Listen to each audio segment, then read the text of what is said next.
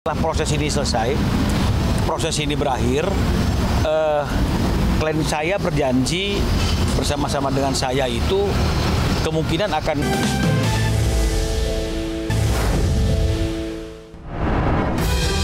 Usai ganti wajah, Sarwenda dituding mendua. Teka-teki pemicu rumah tangga Ruben Onsu dan Sarwenda yang selama 11 tahun harmonis tiba-tiba memanas, perlahan mulai terkuak. Kehadiran orang ketiga disebut-sebut jadi biang keladi Ruben Onsu murka dan tanpa ampun langsung menggugat istrinya Sarwenda di Pengadilan Negeri Jakarta Selatan. Kabar minor adanya pria idaman lain di hati Sarwenda terendus dan ramai jadi perbincangan jagat maya. Setelah mencuat potret kedekatan mantan personil Caribel itu dengan karyawannya sendiri bernama Nigel di berbagai kesempatan. Benarkah Wenda tega mengkhianati Ruben dan bermain api dengan karyawannya sendiri? Kami sekali lagi mohon maaf karena sidangnya tertutup ya, dan banyak privasi yang kami jaga, kami tidak bisa sampaikan. Pada waktunya setelah proses ini selesai, proses ini berakhir, klien saya berjanji bersama-sama dengan saya itu kemungkinan baru akan menjelaskan kepada teman-teman media semuanya agar tidak terjadi kesimpang siuran informasi. Jadi nanti kalau sudah putus kita akan buka semua. Ya, sampai saat ini pihak Sarwenda masih bungkam terkait kabar pemicu keretakan rumah tangganya bersama Ruben. Namun satu fakta yang sulit dipungkiri, sejak digugat cerai suami, Sarwenda sudah tak lagi tinggal di rumah bersama Ruben Onsu. Benarkah fakta tersebut menyiratkan Wenda terusir dari rumah karena dugaan perselingkuhan? Saya belum bisa komen soal itu karena memang kuasa kami tidak membahas soal itu. Kalau dilihat dari proses yang berjalan sampai hari ini kan kita kan tidak pernah melihat adanya perseteruan ya. Ya nggak ada perseteruan yang naik ke permukaan. Jadi kalau perseteruan internal mungkin itu private. Sebenarnya tinggal mengutip aja apa yang dikatakan oleh Wenda beberapa waktu yang lalu. Dia sudah mengatakan kan kalau dia sudah tinggal di rumah adiknya ya. Meski rumah tangganya penuh sekam dan terancam karam, Ruben Onsu dan Sarwenda sepakat masih menjaga hubungan baik di depan anak-anaknya. Bahkan menurut sang adik, Jordi Onsu, kesehatan mental ketiga ponakannya jadi fokus utama jika sang kakak bercerai. Minta doa dari teman-teman, doa yang terbaik aja. Sekarang juga baik-baik, semoga akan selalu baik-baik. Sebagai adik pun aku juga tidak bisa memberikan komentar, nggak bisa memberikan validasi. Pokoknya buat kedua kakak sebagai orang tua ko Ruben sama Ciwenda sama ponakan-ponakan, aku selalu berdoa yang terbaik dan sekarang fokusnya lebih kepada ponakan. Komunikasi mereka berdua ya sebagaimana layaknya karena bagaimanapun mereka kan hari ini masih suami istri. Belum ada putusan, mereka masih orang tua bagi anak-anaknya dan saya kira ya komunikasi yang berkaitan dengan masalah anak-anak dan segala macam itu pasti akan masih terus terjadi di antara mereka yang masih terikat suami istri sampai hari ini.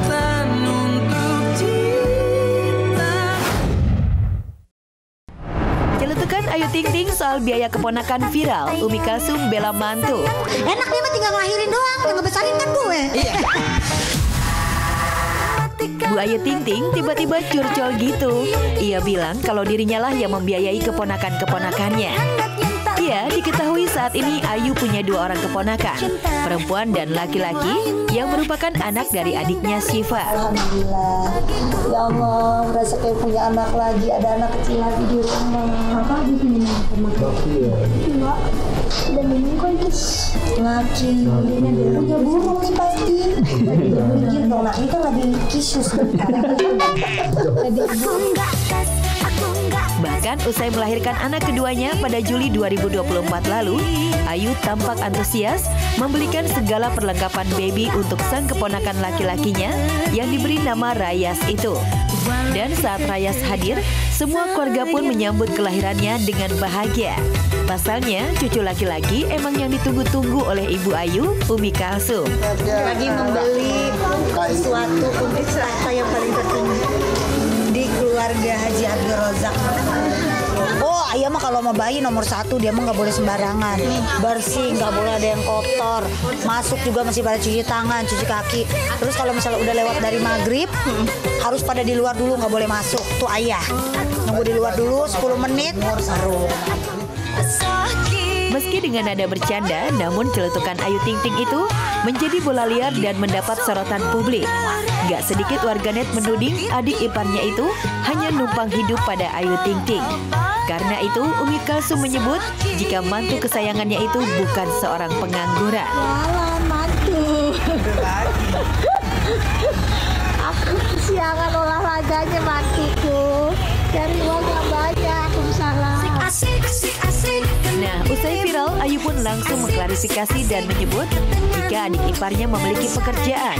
Hal ini diutarakan Ayu untuk menghindari persepsi kalau biaya keponakannya jadi tanggung jawabnya. Bahkan ditegaskan salah satu juri ajang kontes KDI yang sayang di MNC TV ini merasa bersyukur adik iparnya adalah suami yang bertanggung jawab. Nanda itu alhamdulillah ada pekerjaan. Kalau yang pengangguran, alhamdulillah dia sangat bertanggung jawab kepada istri dan anaknya. Apa itu perlu harus kalian tahu? Enggak kan? Meski begitu, sejak Ayu Ting Ting terkenal dan menjadi artis papan atas tanah air, perempuan berusia 33 tahun ini disebut-sebut tulang punggung keluarganya. Hingga doa terbaik pun selalu dipanjatkan sang ayah buat Ayu. Ya bersyukur dah ya Bu, punya anak cantik, baik, berbakti, soleha. Itu yang utama, pasti bersyukur. Bersyukur jadi. Ya bersyukur. Kalau ibu nggak boleh sama Bu. Ya pastinya bangga lah ya. Yang pastinya tetap bersyukur, apapun itu pasti kita harus bersyukur. Cintaku kepadamu. Kondisi Sony Septian memburuk hingga harus lakukan MRI. Sakit apa? Semula hanya didiagnosis keracunan makanan. Namun hingga kini Sony Septian masih harus menjalani perawatan intensif di Rumah Sakit Jakarta Pusat. Suami Fairuz Arafik itu mengalami infeksi di saluran pencernaan yang membuatnya muntah hingga 12 kali akibat insiden keracunan tersebut. Ternyata ada infeksi di pencernaannya gitu akibat kejadian tersebut.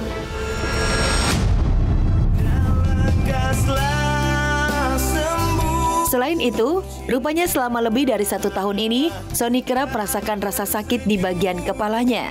Dokter pun menyarankan agar Sony melakukan pemeriksaan MRI.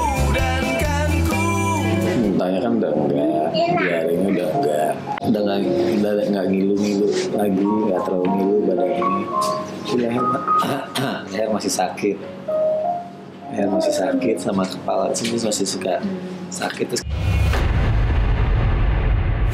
Tapi pusing kayak biasa gitu loh, pusing kalau minum obat hilang. Awalnya cuma gitu-gitu doang, mas. Setelah di MRI ternyata ada di kepalanya itu kayak ada penyempitan gitu.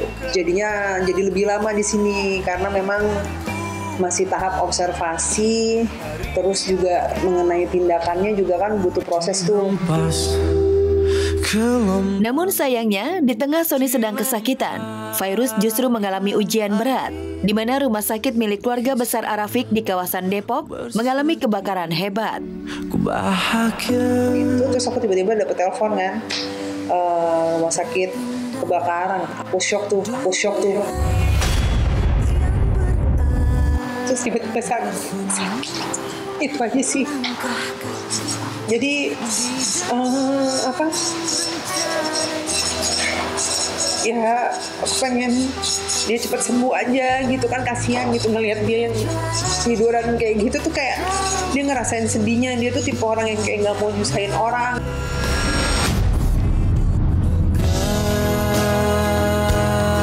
Selagi menunggu hasil observasi tim dokter, Fairuz pun mengajak ketiga buah hatinya untuk menginap sekaligus menemani Sony.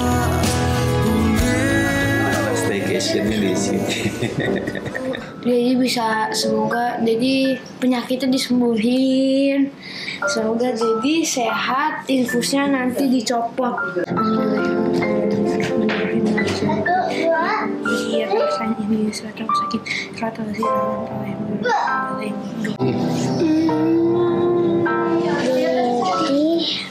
besok udah bisa pulang.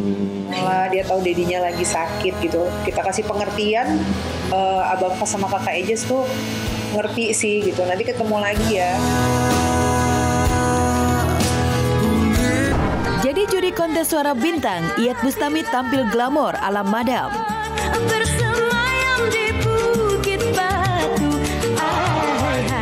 Iyeth Bustami mengaku senang didapuk sebagai juri kontes suara bintang 2024 MNC TV. Pasalnya, menjadi juri ajang pencarian bakat bukan hal yang baru baginya. Apalagi ia bertemu dengan teman-teman yang sudah terbiasa bekerja sama dengannya. Yang menarik sejak sering menjuri, pelantun Laksamana Raja di Laut punya sapaan khusus yakni Madam, yang kini sudah terlanjur melekat pada dirinya. Karena memang saya itu pantas dipanggil Madam ya. Karena saya tuh action saya, body language dan lain sebagainya itu memang cocok sekali panggil Madam. Bercanda. Enggak, sebenarnya itu Madam itu nama sebutan teman-teman aja sih, manjain. Madam gitu. Akhirnya keterusan gitu. Meski hanya sebagai juri, Iyeth selalu memperhatikan penampilannya, terutama untuk urusan make up dan kostum. Ia sadar usianya tak lagi muda, jadi butuh effort untuk membuat wajahnya jauh lebih fresh. Make upnya agak lama ya, karena saya sudah agak menjelang usia lanjut. Jadi sekitar sejaman lah, pakai baju apa segala macam ya 2 jam lah. Sementara untuk busana di kontes suara bintang ini, Iyeth selalu tampil dengan gaya busana glamor, lengkap dengan topi yang selalu menghiasi kepalanya. Memang ditegesin sama wardrobe-nya dari sini, aku tuh setiap minggu tuh harus pakai silver. Jadi setiap minggu silver. Jadi harus ada kreasinya ya. Kadang-kadang ya harus kayak beginilah, dikasih bulu-bulu ini. Terus kalau kemarin kan aku pakai topi begini, terus topi-topi ala-ala Madam kan dipanggil di sini Madam gitulah. Jadi kemarin pakai topi hitam, sekarang pakai topi putih. Jadi sesuaikan dengan baju. Mendengar lagu Zapin Melayu.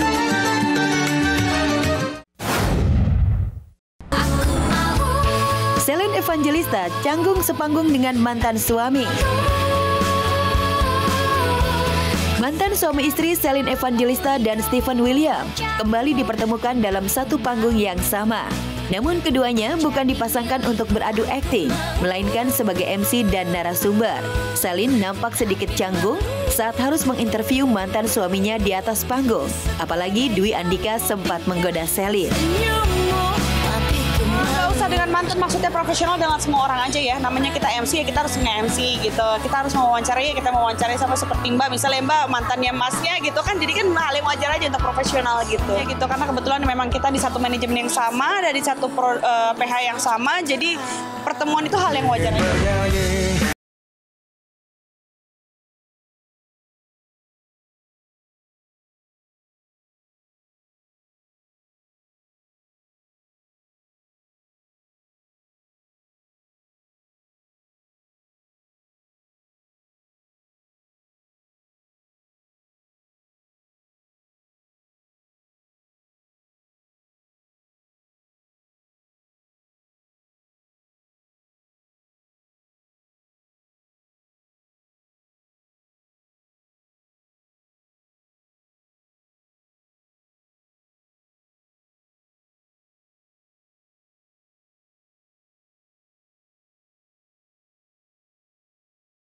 Udah biasa aja gitu kan. Meski sudah berpisah, Celine mengaku tak pernah membatasi mantan suaminya itu untuk bertemu dengan anak-anaknya. Nggak, sebisanya aja, karena kan kita namanya kerja entertain itu kan nggak ada jam kantor ya, nggak ada waktu khusus atau waktu yang tepat gitu. Jadi ya kita sebisa mungkin, kapanpun sebisanya ya gitu disupport.